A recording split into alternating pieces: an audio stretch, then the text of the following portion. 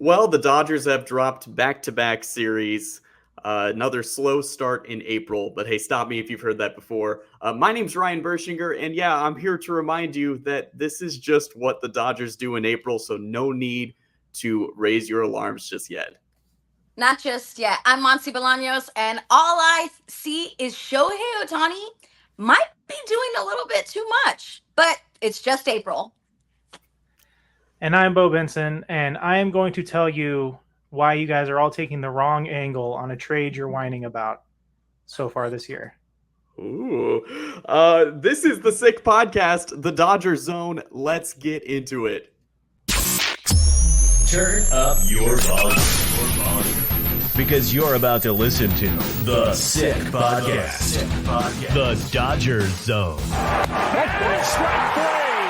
Dodgers have won it all in 2020. Fernando Valenzuela has pitched a no-hitter at 10:17 in the evening of June the 29th, 1990. If you have a sombrero, throw it to the sky. The sickest LA Dodgers podcast. It's gonna be sick. Yeah, that's right. Back-to-back series losses to the Padres and the Nationals for Tear the it down. Dodgers. To the studs. It's over. We only lose to the best. But I am pleased to report, though, guys. I went to my first game of the season on Tuesday night, which they won. That was Hello the Kitty game night. against Patrick Corbin. Yes, of course. Make sure you mention that because that's why you were there.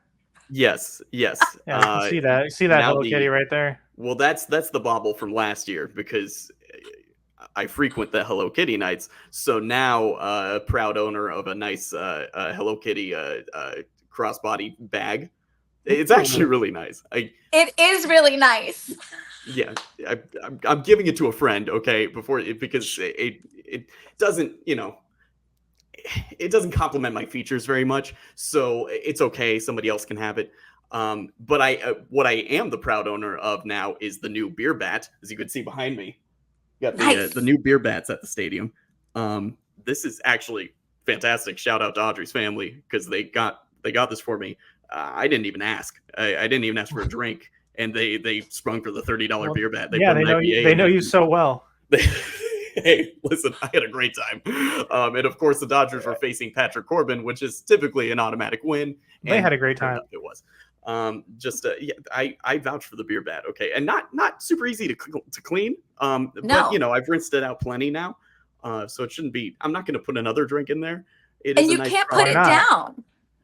Like No. you at the game, you have to hold it and drink it the whole time.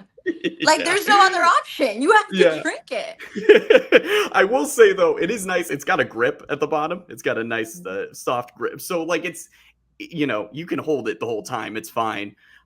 Which also causes for very efficient drinking, especially in the pitch clock era. These games just fly by. So I'm had to have the drink in my hands with the straw. Even you typically don't drink beer out of a straw, but this time I'll make the exception. No. It lasted an inning or two, and just flew right through it. And listen, it got the job done. And it's only $10 more than a normal beer at the stadium. Well, that's how they get you. Yeah, that's how they get you. So I'm gonna end up with a whole bag of beer bats by the end of the season. I can supply a softball team. But as we mentioned, this is April. All right, this is April, and this is kind of what the Dodgers do in April. In fact, if you go back to 2016 now, this is their by month win percentage in March and April. They have a .553 win percentage in March and April since 2016. Every other month is over 600. Some of those months are well over 600. We're talking 629, 618, 656, 680, and 637. So, and right now I think their win percentage is slightly above their standard April output. So, looking at things as a whole, a week ago we talked about the fact that last loss to Minnesota was kind of the first like real loss of the season, where they just didn't play that great. And now you look a week later and they got shut out by the Nationals. Listen, day game, Maybe they had a couple beer bats the night before with me. So after they were like, hey, we got Patrick Corbin tonight. We're celebrating before, during, and after this one. And they came out rather sluggish in that one. But it was cool to see Landon Knack make his major league debut. And after that first inning, he really settled in nicely. We'll get more into him as the episode goes. But yes, overall, we're looking at an April where the Dodgers have been kind of sluggish, kind of up and down. And this is what they tend to do, because especially what Dave Roberts likes to do. And as he talked about just today, when guys are struggling in April, he just keeps throwing them out there every day. Because the idea is you want them to work through their struggles now early in the season. So that way later on in the season, they're all right. But guys, I want to ask you, though, are there any players where you feel like these struggles are indicative of maybe the way they're going to look throughout the season?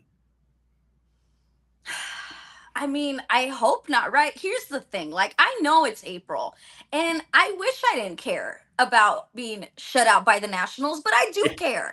This is not the expectation, and I'm sorry. Like, it's hard to not want to get emotional about it, right? It's like, yes, it's April. That's logical. Let's get emotional for a hot second.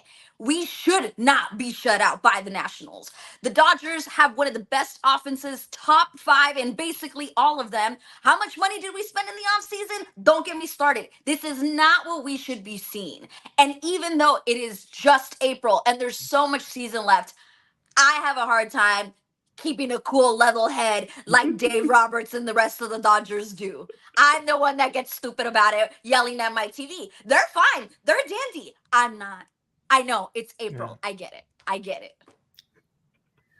It's tough to like see everything and like the 7, 8, 9 hole, what they're hitting, and the bullpen, how atrocious that's been so far. And then they're still 12-9. Like, this guy, what's this guy doing? Yeah, there's some but yeah, I mean, it's April. I don't know, it's hard to really care, but yeah, like, you should not be getting shut out by a guy named, what was it, like Jake Irvin? Like, yes. Who is that? Right. I've never heard of him before. I don't even know if he's a real baseball player. I can't tell you. I thought it might have been Cole Irvin. I think he's on no clue. No clue who that is. Doesn't matter. Doesn't matter. I think the solution is no more April day games for the Los Angeles Dodgers. Yeah. Can we just not do that? Listen, I get that, but it's also like, guys, it's a day game. Like, the fans are there, and you couldn't get a run in on a Wednesday. These fans took the day off, and you couldn't get any excitement going on. Like, that's what's frustrating. And it's hard to remain logical in these situations with Chris Taylor, with Gavin Lux, the entire outfield. Like, what are we doing? To Oscar Hernandez, unless he's got a runner in scoring position, he can't hit the ball either. I don't understand what it is. I don't get it. Like, can we get on base for him? He rocked a single up the third base line the other night. That was pretty sick. Yes, but he in like 30 feet. He definitely has not maintained the heat that he started the season with. If you're wondering, Monse wasn't holding up a Chris Taylor bobblehead. That's actually Chris Taylor. Yeah, he is about 14 inches tall. Release him from that prison so he can play baseball again. But Chris Taylor, obviously, like, his struggles have been pretty magnified here, because you have the entire bottom third of the order is collectively just not hitting. Obviously, calling up Andy Paz, I think, was a great move, because it was good to see that the Dodgers are operating with a slight level of urgency that we don't really ever see them operate with in April. I mean, you could, maybe last April when like Bobby Miller came up early in the season, you can kind of look at those situations with, they are starting to operate with a bit more of that urgency, but they brought up Miller in the same situation why they brought up Knack, and it was because of injuries, which hopefully Bobby is okay. But we don't like that. But Taylor specifically, he does look incredibly lost at the plate, and it's tough to watch. In terms of just kind of rolling him out there and continuing to give him at bats, these nights are going to continue to happen where that sort of lack of production just kind of carries over to that entire portion of the order. But I feel like it's kind of the only thing you can do with Chris Taylor right now. Because what are you going to send him to the minors? I genuinely don't know if he has I don't think options he has any available. options. Yeah, and that's just such a weird move. Do you straight up DFA Taylor? He's getting paid a good amount, and of course they can eat that money. That's not a problem. yeah. It's just this idea of, is that somebody you want to DFA, especially at this point in the season? So the only thing you can do is to just keep throwing him out there against left-handers only and hope that that allows him to come, because that's what Dave did the other night, right? Like, he should have hit for Taylor late in the game. And I mean, Yeah. sure, Taylor Trammell was a person who wore a Dodger uniform for a week, but How many- I mean, like, he kept Taylor in that situation with the sole purpose of, we needed him to get going, even though the game was kind of on the line at that point, and they just kind of let it happen. And of course, nothing really happened. And you know what sucks for? Sorry, Beau, were you jumping in? No, it's the strikeouts. That's the thing. Mm-hmm. That's all he does is strike out. He doesn't. I think the other day or the other night he had like a productive out. He like got somebody over, but like it's just, what is he, 1 for 38 now or something like that on the season? Like, His batting average is 29. My age. Just kidding. 29. Yes. 20, There we go. 29, Me too. y'all. Like, that's what I can bat. 29. That I can really do that in the majors. Like, I could do that. What sucks too for Chris Taylor and for anybody who's like a Dodger in this slump, it's like the fans are so harsh, you know? So it's like, not only do you probably feel shitty, everybody's telling you that you suck and you should feel shitty. So I don't know what Dave Roberts can do with Chris Taylor, but I agree with you. It's kind of like, keep throwing him out there, at least for now, right? And hope that like something happens and that he gets over this hump that, Beau, you said already in our pre-meeting, like it's been a hump that's been a long time. I mean, his last the last thing I can think Chris Taylor doing is that walk-off home run against the Cardinals in the wild card game like 2 years ago now. Yeah. Like, even long, isn't that longer? No, I think you're right. I think it's 2 years ago. Wasn't that the you're year right. where they had to play the Giants? Let's find it. They lost the division. 21. Yeah, that's 21. Yeah, so that's 3 years ago. Yeah. Yeah. Yeah. Whoops. And that home run was like the reason why he got that contract too, because he wasn't like especially excellent during that season either. No, it was really a recency bias thing that was kind of why he got that contract. I have no issues with giving Chris Taylor that contract. Yeah. Like, he was one of the best players in that whole 17 to 20-ish run that capped off a World Series. But yeah, there shouldn't be any.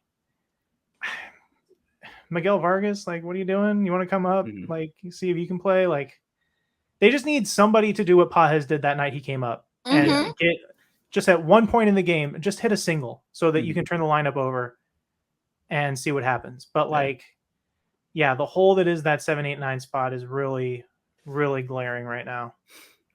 What's interesting too is that like Rojas has not been a zero when he's playing. No. Like he's hitting. No. Like there was a point where he had more home runs than Ohtani to start the season. But Rojas is actually like kind of hitting, and that's why he really should be pretty much an everyday player right now. I'm fine. I saw someone tweeted like the old school managers lineup, and it was like top spot, your fastest player. Second spot, like guy that hits a home run every now and then. Third spot, your best overall player. Down the line, blah, blah, blah. I have no issue with Rojas being like the old school 9-hitter. Like, whatever. Yeah, me neither. Like, he's good enough defensively. It puts Mookie at second, where he, spent the entire offseason working on. And like, whatever. If your 1 through 8 can't get on consistently enough where your 9-hitter actually matters, then what are we doing here anyway? Like, it doesn't hurt me. And I mean, I still ultimately think that Adames is the move, but they're not going to do that anytime soon. So no, you got to figure something out. Old school lineup. 1 is your fastest guy. 2 is Mark Ellis. Yeah, there you go. That's right. Yeah. 3 is your best hitter. It's always Mark Ellis. I think it too. There were a couple interesting, I don't want to say bright spots. Some guys I just want to point this out. There is a reliever who has thrown 8 straight shutout innings. It's your guy, dude. It's Michael Grove. The answer is Michael Grove. That's your guy. If you didn't know who I'm talking about, I'm just going to throw it out there. Michael Grove has thrown 8 straight shutout innings. If my calculations were correct when I look back. That's the bullpen is so fixable because like our good friend Blake Williams pointed out in a group DM that they're spending like a combined $45 million on like Jason Hayward, Joe Kelly, Chris Taylor, blah, blah, blah. Like all these guys that aren't doing anything. Like I know fans like Joe Kelly, but like get him out of here. DFA him. It's fine. Yeah. Like Grove as a 1-inning reliever is fine. Kyle Hurt should be up permanently. Yeah. He should just be in the bullpen. What they did this week is how they need to approach fixing the bullpen. Just call up arms and see who does well. Yeah. Like, that's all you can do. It's not too early. If Knack isn't going to get another start, call him up and put him in the bullpen. Like, just do it. Just see what works. Because, like, this is the time.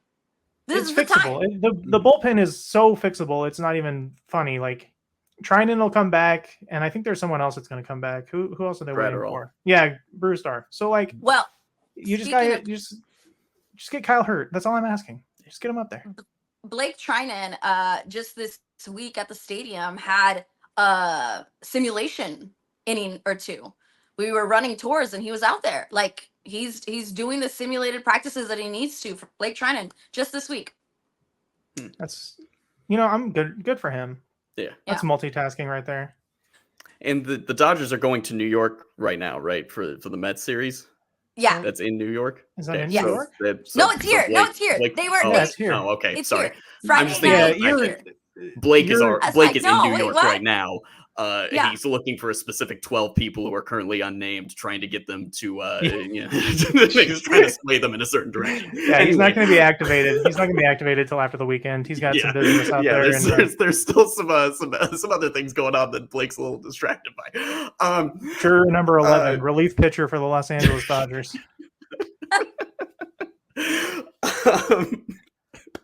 Anyway. I completely lost my train of thought because of that. I'm sorry. Blake, Beau and I are required to make at least one joke about Blake Trinan every episode. Yeah, so we have to. Monse, so you at the start of the show said that you feel like Shohei Ohtani is doing too much. I wonder if this obviously has to do with his history of being an Angel and feeling the need to play the hero with him and Mike Trout. They probably knew that if they didn't win the game, they weren't going to win the game. And now he's come to the Dodgers, and I feel like I see him swing a lot in the first pitch when he has like maybe a runner in scoring position, and instead of being aggressive, it's like just put the ball in play. He was 1 for 19, I think, with runners in scoring position at one point. And I don't see it as like a bad thing. I think he's just being too aggressive, but it can be, it can be changed or it can be altered. It's like he needs to be coached, and he needs to realize like he's got other players around him now. Like he does not have to do it all. He just needs to play a little bit smarter and put the ball in play in situations, because in front of him he's got Mookie, behind him he's got Freddy. And so it's like you don't need to be the hero every single time anymore. And I don't think he realizes that. I feel like the pressure is maybe also a little bit high. Maybe he feels like all I am doing is hitting. I can't even pitch yet. So maybe that adds to the pressure of feeling the need to do a little bit too much. You know what I mean? Like, do you guys not see that? Am I the only one? I mean, he's definitely incredibly aggressive at the plate. I think he is. And I'm saying this like slightly facetiously, but when I went to the game on Tuesday, I think he swung at the first pitch but each of his first 2 at-bats I know that because every time Ohtani came up in those first 2 times, for whatever reason, people were walking to their seat as the at-bat was starting right in front of me. So the people in front of me would stand up as the pitch was coming in, and they'd sit down and the ball was in play. And I'm like, damn it. Like this was my first time seeing Ohtani in person. And then the second time I saw him in person as a Dodger, people are getting in my way, but that's because he's being very aggressive at the plate. Like we saw the same, like with Corey Seager would do this all the time. He still does this. He's incredibly aggressive. And you also, like, just using the eye test, sometimes when you watch Ohtani swing at the ball, it's like you wonder if he's going to spin out of the stadium because he like as like the Tasmanian devil, he gets like, it is such a comically wild spin, and the helmet will come off, and then he gets airtime. But no, I mean, I do see that level of aggression from Ohtani at the plate. And I think part of that was, we saw him kind of press when he first came over because he wanted to get that home run. But at the same time, I could see that there's an aspect of this is kind of just how he has always played at the major league level. Yeah. And it's worked. So, but it is weird that over the last, couple of weeks, he's just, when runners are on base, he hasn't been able to get hits. And it's bizarre. It's odd. It's bizarre. So if you're Dave Roberts, you don't change anything. You let him stay that aggressive. I wouldn't, because I think you're still, since it's still so early, you let Shohei be Shohei and assume that kind of, everything's gonna average out, that these hits that aren't falling for him with runners on base eventually are going to fall. Yeah. I think you kind of let him go, and then unless things get really bad, then you kind of mess it up. I would love to know how many of the recent offensive struggles have been because guys are just making the most insane defensive plays imaginable in the field in almost every single game. Ohtani's one of those guys where I'm not going to tell him to change his approach. He's the greatest player ever, arguably. So it's not my place to tell him how he should approach each at bat. But yeah, I mean, if it continues into the season, I guess it depends. Like, is it just variance? Like, who knows? But I think we would all agree at this point that he's probably overall the best hitter on the team right now. So I'm not going to tell him to make any adjustments. Over Mookie? Yes, over Mookie. Wow. I'm sorry. That 5 for 5 night won't fool me. I'm sorry.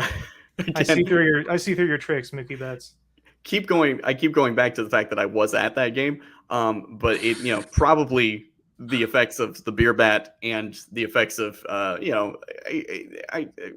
may have had a drink in the car in the parking lot, and then, may have had a beer after the beer bat. This is actually an intervention. I had no idea that Mookie was 5 for 5 until I saw that he was 4 for 4, and I'm like, geez, all right, cool. Oh, good. Sorry. Then he got that 5th in. I'm like, hell yeah. I know Mookie loves to point out that these guys are all getting paid too, but like, it's Patrick Corbin.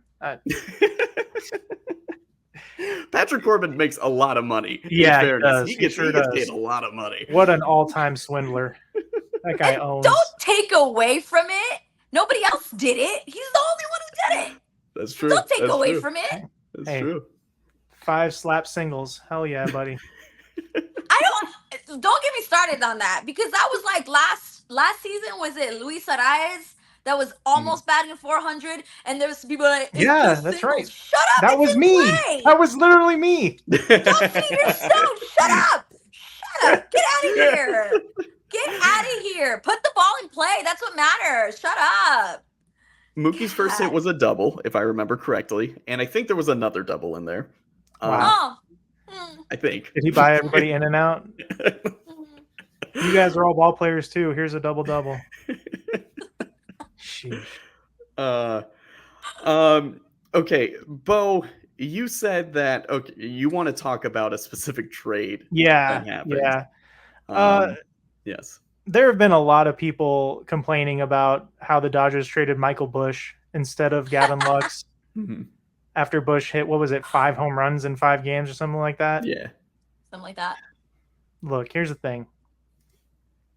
They did probably make a mistake trading Michael Busch, but they should have traded Freddy Freeman and given Busch the first base spot. That's the complaint. Okay. Well, let's break this down. Long term, Busch is a better investment than Freddie Freeman. So I this is not the first time I've heard this take. I know. Because it's a smart thinking man's take. But let's think about this for a second. They traded Michael Busch after acquiring Shohei Ohtani, right? Yeah. So Ohtani defers, $680 million of his $700 million, and the idea behind that is you're going to use this money to pay stars. Yeah, and that's true. What Stars attract message? Stars.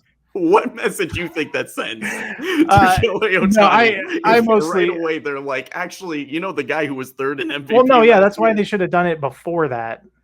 They should have done it the year before. Oh, and then I mostly I mostly just wanted to point out how it's really weird that no one is talking about the insane slump that Freddie Freeman is on right now. Oh yeah, just with the assumption that he's going to get through it. And I hate to go to the well, but Father Time is undefeated, and I don't know. Freddie has not looked very good. I saw that he had one home run, and I don't even remember when that was. Was that like in Korea and like everybody in the world missed it? When did Freddie hit a home run? I think it was in the Giants series. I'm gonna tell you. Maybe it was the Cardinals series. I'm just gonna hedge my bets and then list. It was against St. Louis, March 28th. Yep. No idea when that was. No clue. March 28th. Yeah. Was that did they win that game or lose that game? They swept the Cardinals, right? No, they lost one. Remember, Ohtani popped out. No, that's the Joe Kelly. The one I fell asleep okay. So listen, in fairness, no, let's seriously look at this because Freddie's numbers have dropped off over the last week. But overall, if you want to look at it in the light of Michael Busch is playing great. Michael Busch will eventually not be playing great. I just want everybody to know, he's not going to just come up and hit 167 home runs throughout the season. I was trying to find the exact numbers, but if I remember right, James Outman played really well when he first got to the majors. Yeah. For the first couple of weeks, or at least he was called up for a day or two. He hit 10 home runs or something in Colorado, and then he went down, and everyone's like, "What the hell? What's going on here?" And if I remember, I thought he had a pretty good April last season, and instantly people were like, "All right, this guy can be our everyday center fielder." So I just want to point that out that it's great that Busch is playing well, and we no ill will towards Michael Busch. No, and fans, I think Dodger fans need to understand too. The Dodgers tried everything they possibly could to get Michael Busch into the majors. He just can only play first base, and they fell ass backwards into Freddie Freeman. So sorry, dude. After that, they tried him at second, they tried him at third, they tried him in the outfield. It just didn't stick anywhere. It's just, I just love fans watching Gavin Lux struggle and be like, they made the wrong choice. They should have traded him instead. And it's if Michael Busch could play shortstop, he'd be with the Dodgers right now, but he can't. 100%. It's just, ugh. Yeah, even if and also is Jackson Ferris their 7th ranked prospect already? Yeah.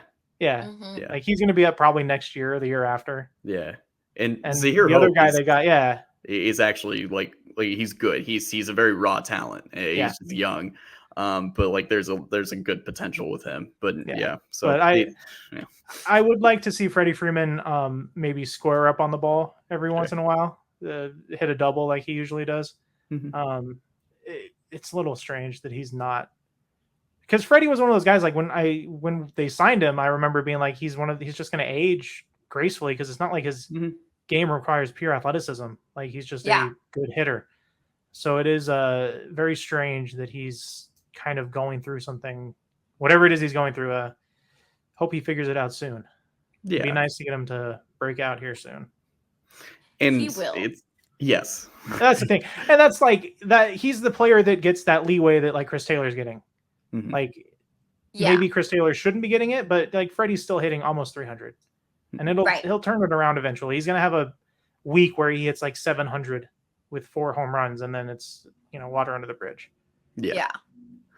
Exactly. It's Freddie Freeman. You can absolutely trust him to be able to get things right. The same with Mookie. Mookie had a few games there where he was coming back down to earth a bit, and then suddenly he's 5 for 5 against a guy who throws underhand. So, yeah, neither of those guys anyone is really worried about. And Freddie, I feel like Freddie doesn't look lost out there. He's just not getting the hits. So it's like him to me is like a genuine slump. With like Gavin Lux and with Chris Taylor, I'm just like, what are we doing? What are we doing at the plate? It's different. Where Freddie's like, oh, you'll get it next time. Like, it's really just a slump. No questions that he's gonna get out of it. Hopefully it's just sooner rather than later. Yep. I believe in you, Freddie. I was just playing. Come on the show. Stupid.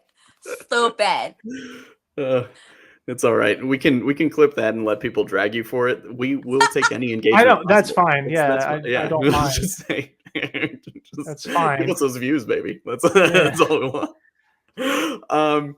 Let's wrap up here with something fun. Monse, there was the fun story that came out of the Dodgers Padres series. I wouldn't say fun because it was on the Padres side, but you know what I mean. It was it was more of a light story. Can you set up that story for us?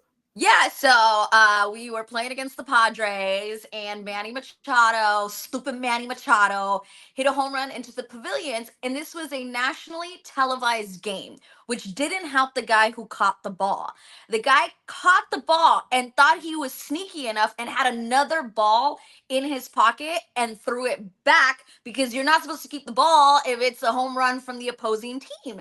If you keep it, you get booed. And so this guy was trying to be slick, but again, nationally televised game, didn't work out for him. And immediately, he said he was still booed, but that he was like, I was going to keep the ball. It's a Manny Machado ball. And I thought, what would I have done? I hate Manny Machado. Hate him. As he should. But that guy is so good. He's so good, and he makes it look easy, and I hate it. So I think if it was a Manny Machado ball, I probably would have thrown it back just because I hate him so much. But I understand somebody else wanting to keep it. Like, I get it.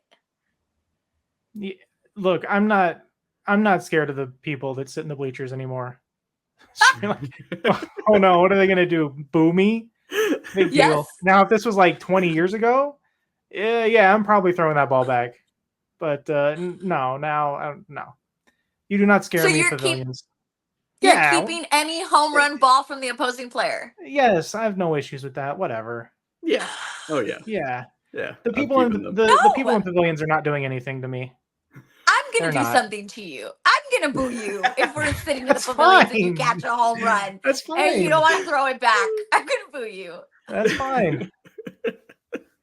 You're telling me like if Aaron Judge hit a home run and you caught it, you're throwing that ball back? Absolutely not. Not Aaron Judge. Yeah, I'm just saying that there are some players that I would throw back. No, I don't think highly enough of Manny Machado to worry about it. Hate that guy. You know what you should do is, let's say like you catch Manny Machado's 400th career home run or whatever, and then you go up to him and be like, Manny, I have your home run ball. Would you like it? And he's like, yeah. Just turn around and do like a light jog in the opposite direction, and he'll be like, he'll never catch fine, you. You can keep it. Whatever. Well, it's that 400th home run from Machado might come in a different uniform since the Padres are only getting $17 million of their TV money. What is that, like one game check for Xander Bogaerts? Yeah. Good luck with that. That's a mess. That is future Yankee. Ryan, so you would keep the ball too? Are you with Beau? Are you one of these guys? Yeah. Oh yeah.